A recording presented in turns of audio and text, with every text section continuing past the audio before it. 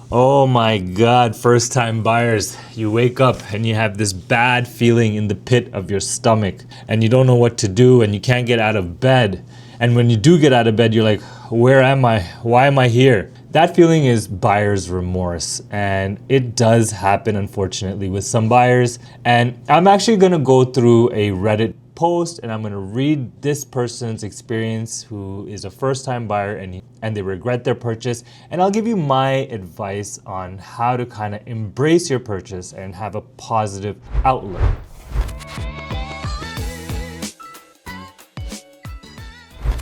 I'm Atar Jaffrey. I've been selling real estate for more than 20 years in the GTA, and if you have any questions, just drop a comment below. And remember, with this channel, I'm just trying to make the real estate buying and selling process simple. Okay, so let's get right into it. Anyone else regret buying?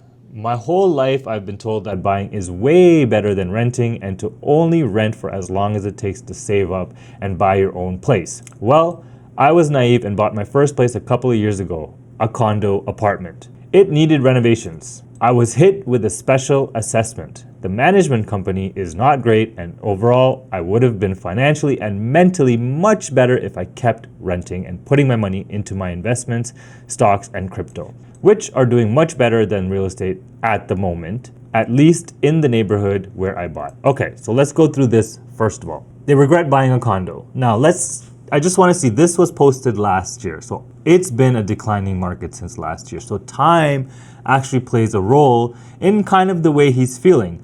Because like crypto and like stocks, real estate can go down in value, and crypto and stocks has crashed before several times. So has the real estate market.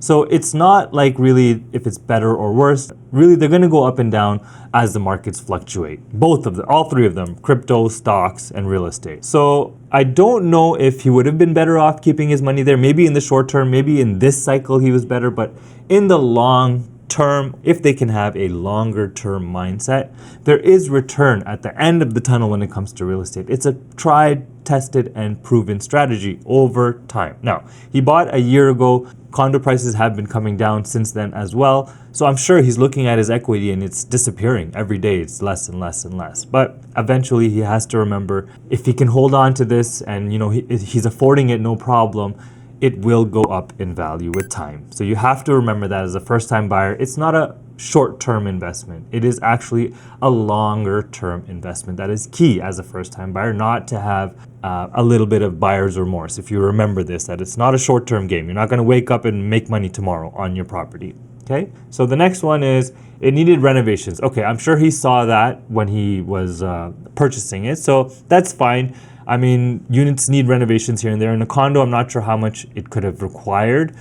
He doesn't get into the details here, but I mean, if it needs renovations, that's something you'll see when you're buying it. So if you're not ready for that type of expense, maybe look for something that's a little move-in ready. Okay, what else? He was hit with a special assessment. Now, these are one-offs. Not many buildings get special assessments. And yes, the poorly managed buildings will possibly have a higher chance of getting a special assessment. Now, what that is that when they don't have enough money to fund a repair or maintain something in the building, they will tack on an additional fee to your maintenance fee. It's called a special assessment, but it's a temporary monthly cost until they build enough money back to pay for whatever that renovation or repair was. So that's obviously not good news. That's going to hit his pocket. Now it's adding to the fact that the values are going down. He had to do so many renovations, and now he has a special assessment. So unfortunately, he's not in a good place right now. But again, the special assessment is something that he should have known if they reviewed the status certificate, which talks about the financial details of the building. And many times you can ask the seller to pay it off before closing. But let's keep reading. Okay, which are doing much better than the last neighborhood where I bought. I consider this an expensive learning opportunity. Specifically, next time I buy, I will follow the 50-30-20 rule for my budget. I will never again buy a condo. Many people are probably thinking that right now, so I can't blame you. I have lost all trust in real estate agents. This is where it's going to get juicy. I have lost all trust in real estate agents. They are glorified car salesmen, and depending on how desperate they are to get the sale, will be dishonest about the specifics of a property. Renovations rarely stay within budget. I will never buy a place that needs a complete renovation. I got lucky with my condo in that in certain things like the water heater and plumbing fixtures were in good order, but I will never buy a place without a condition on inspection and or financing. Going unconditional was my biggest mistake, and I'm lucky I also didn't get burned there. Okay, a lot to unpack here. Whew, okay, let's start with he'll never buy a condo again. Again, right now it's a declining market. If he bought this 5 years ago or 7 years ago, I'm sure he wouldn't be saying that. Or let's say he bought it 5 years ago and he sold it 2-3 years ago. He may not be saying that because he would have made maybe a couple $100,000 in a few years. So timing has a lot to do with this purchase, if I'm being honest. Now, the next thing was, I have lost all trust in real estate agents. They're glorified car salesmen, and depending on how desperate they are to get the sale, will be dishonest about the specifics of a property. Okay, so there are probably agents that do this as well. I'm not here to talk about any other agents. I'm just gonna tell you what I think is the best way to approach this as a realtor for buyers. I always put myself in their shoes. So I understand this is the biggest purchase of their life. In fact, I do believe that when it comes to selling a condo to a buyer, you're actually not selling him anything or her anything. They are going to make the decision. When they walk in, they'll see the place and they'll be like, yeah, this is the one. So in my personal opinion, there's no selling involved once the client is out showing. Like, he might need a little bit of coaching to get his expectations down to a realistic level. He or she might need a little bit of coaching to get their expectations down to a realistic level. But other than that, there's not much selling. Once they know what their budget is and their requirements, once they see the place, they'll kind of know that this is the place for them. Okay. Now, what he's talking about they are desperate and they're just to get the sale in, that's what we call commission breath. So this agent maybe did not sell a home in a long time and is just like, you gotta buy this, you gotta buy this, you gotta buy this. I'm not saying this doesn't happen. I'm sure this happens all the time. However, the key when you are buying a condo or a house or anything is interviewing your agent first. So to actually pick their brain about the knowledge they have about what you're looking for. So maybe this person didn't really interview them. Maybe they just called them off the listing and this is the one they're buying. But I highly, highly encourage first-time buyers to sit with your agent, interview them, and really pick their brain and learn from them as much as you can. And ask them difficult questions to see what their knowledge is about what you specifically are looking for. Okay, so that's very important.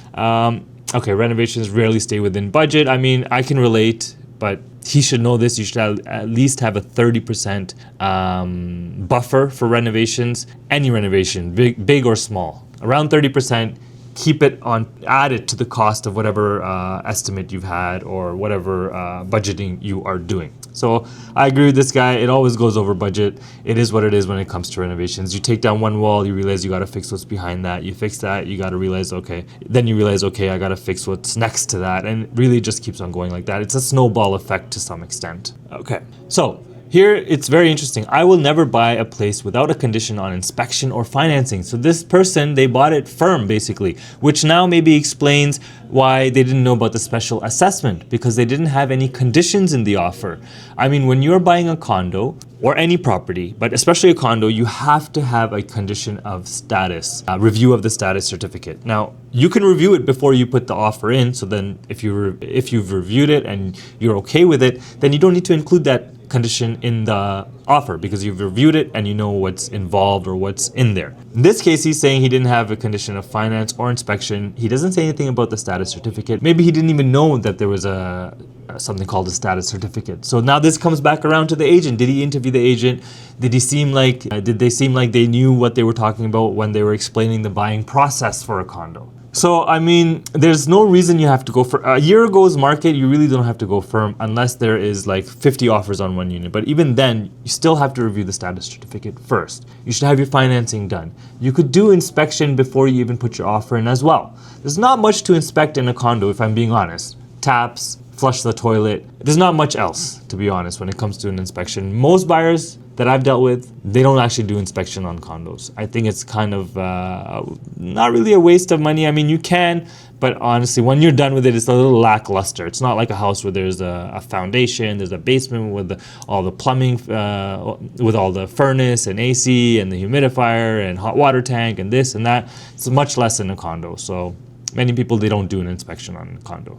But in this case, I don't even think he had a condition for status certificate, and then he was hit with the special assessment. So that's unfortunate. Okay, I know I'm lucky to have saved enough to buy my own place, and with any mortgages coming up for renewal soon, there will be lots of people in even worse situations than me. So I'm not here for any pity. I just wanted to say buying is not all it's made out to be. Your primary home is not an investment, it's an expense.